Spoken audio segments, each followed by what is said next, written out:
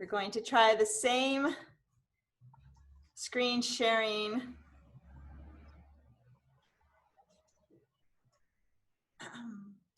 Can you all see my slide? We're good. Yes. Oh, wow. I can't believe it. Okay. Fantastic. Well, here we are. Many years ago, I took lighting. What does that mean? Well, I was taking theater classes at MPC, Monterey Peninsula College. And I loved acting, of course, and I hated directing, and I loved stage lighting. It was one of the required courses that I had to take. Well, that's grammar redundance there. It was one of the required courses. And I loved the way you would read the play and you'd come up with ideas on how color might bring out a specific moment, or how over here we might need the stage dark while over here we need it lit. And then we want a bit of color that goes across the back. And there was just so much involved in it. The one lesson we learned, however, was that the best lighting is the lighting no one will ever comment on or notice. Welcome to the Successful Club series, Creating the Best Club Climate. The reason I told you that, because the very first deciding factor on whether people want to come to a club and stay with a club is the learning environment. Now, we would think about that as cleaning the room, making sure everything's arranged, on a Zoom meeting, having someone in the Zoom meeting who can help in the middle of problems, or can post links as needed, throw up an agenda when someone needs to have the agenda, etc. We would also think about the member interactions, how we all hang out with each other and talk with each other, treat each other, support each other as we journey through this maze of learning how to communicate, and also how to be leaders, and not just leaders, but followers and first followers. There's so many levels of leadership that is included, where maybe you're not wanting to be a leader in the office, but just by being a good follower, you're a leader. And we learn all of that here. However, when I came to Toastmasters, I came because I was having trouble figuring out how to talk about my business and how to sell people, or sell my services. I'm not selling. And when I got to my meeting, I entered the Naval Postgraduate School Club. I didn't take a look around the room, and I didn't say, wow, what a clean room. I didn't look at the adequate supply of materials. I wasn't worried about the temperature, it was fine. But what I did notice was that everybody was welcoming and warm and kind, and there was this sense of fellowship in the room. And that's what brought me back. That's what kept me coming. And the fact that I knew I was going to learn how to talk about my business, that was a highly motivating factor.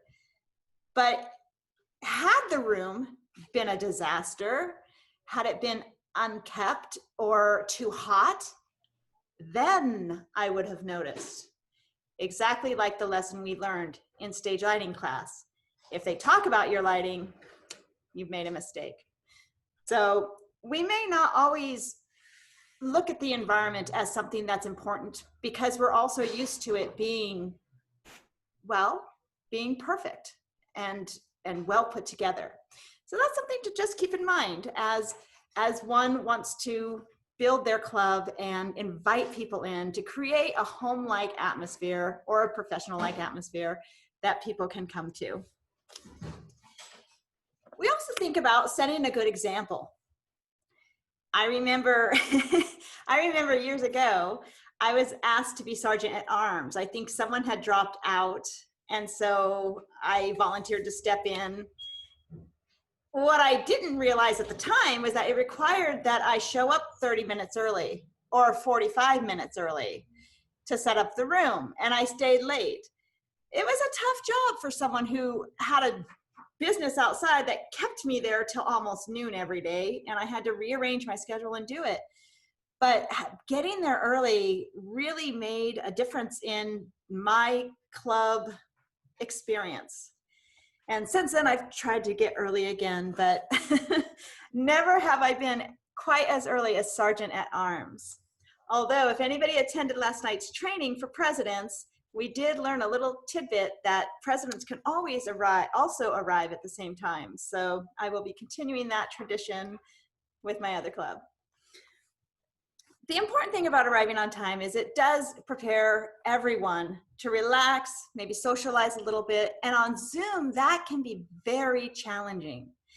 This is why I encourage clubs to make sure that the morning of, we throw in a Zoom link to we email out a Zoom link to our members, because you never know, you can be completely ready and all havoc reeks, and maybe you have wanderlust and you just forgot to come, and suddenly it's 5 minutes before the meeting and you have to get in and you can't find the link. So that's one great reason to have a link that's sent within, ideally 15 minutes to 10 minutes before a meeting, but anytime in the morning is good, because then we're not shifting, looking back through the other days. It's always a great idea to offer to help. Now, there's only one sergeant at arms, and in Zoom, it's especially difficult. What do we do to help? But there are little things that need to be done. Maybe there's a message in the chat. Maybe the agenda needs to go up. So if you go into a Zoom meeting and you see, oh, there's not an agenda, or, oh, I don't see our digital link for our digital guest book in the chat, you can always reach out to someone and offer and say, hey, do you want me to throw that link up? And that, trust me, people will be very happy about that. Which brings us to that volunteering. Always being willing to step up and go to committees and join things that are happening, and being supportive of one another. And this example it's not just that it makes other people want to join, but it makes us want to stay. It makes me excited. I look forward to Friday mornings or Friday noon. I spend Friday morning looking forward to our meeting.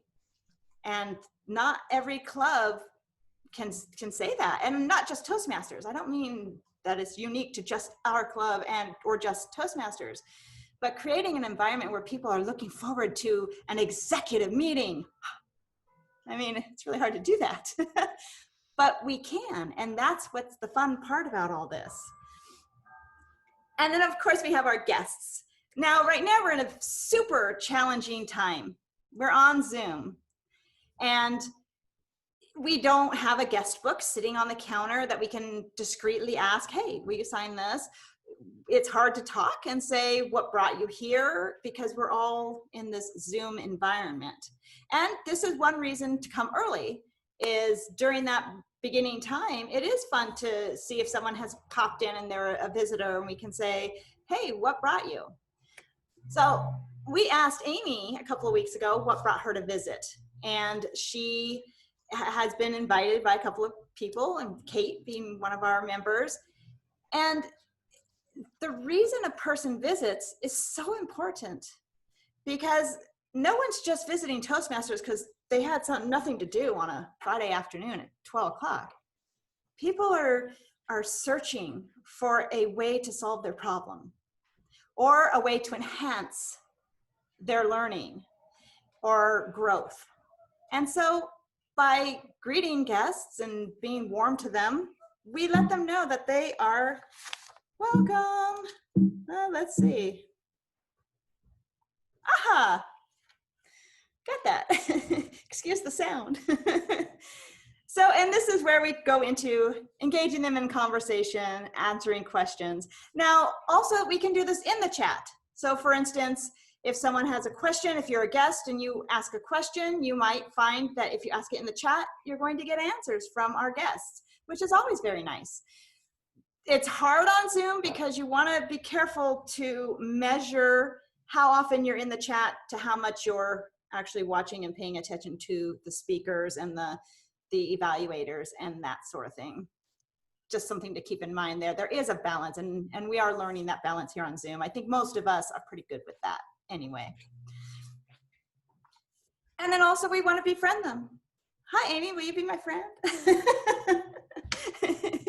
And the fun thing about befriending guests, especially once Corona does exit, or at least calm down a little, is then you can go to lunch and you can get to know each other. Julie Rollison was with us for quite some time, and then she had to move away. And I remember her last day, we were all saying goodbye and we were sad, and I suddenly thought, well, why don't we just go to lunch? We'll say goodbye to you at lunch. And it turned out that no one else could go. I mean, it was just literally a last minute idea, which I should have thought of sooner, but she and I went to lunch and it was lovely. It was just wonderful. And it's those types of interactions that people carry with them. When she goes to another club or whatever, she'll remember little moments like that, as will many of our other guests. So of course, we invite them to the meeting and ask them to join.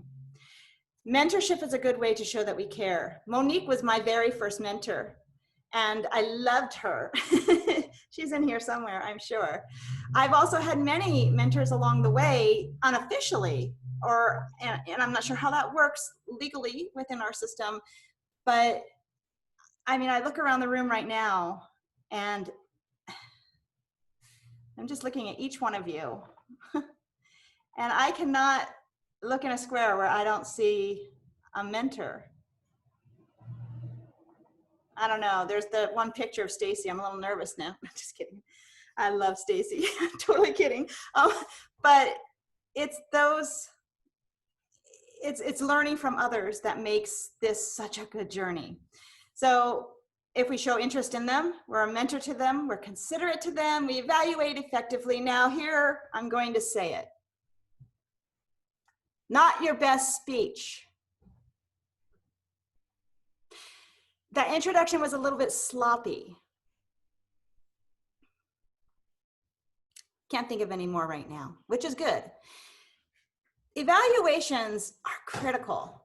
And yes, without understanding that something may have been a little bit sloppy or not maybe the best, we can't grow. But there are ways to word those things. And unfortunately, I've actually received both of those evaluations. Bye, sweetie.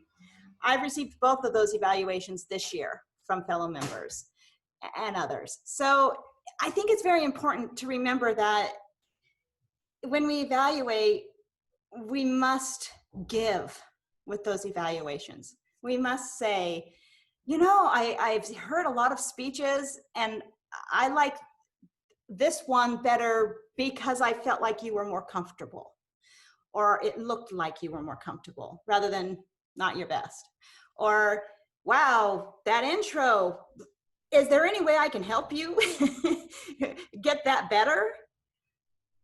Again, there's ways to do it where the person doesn't feel bad. Now, here's the thing. I have thick skin. I come from a theater background. I love the critique, but a member watching might think, ooh.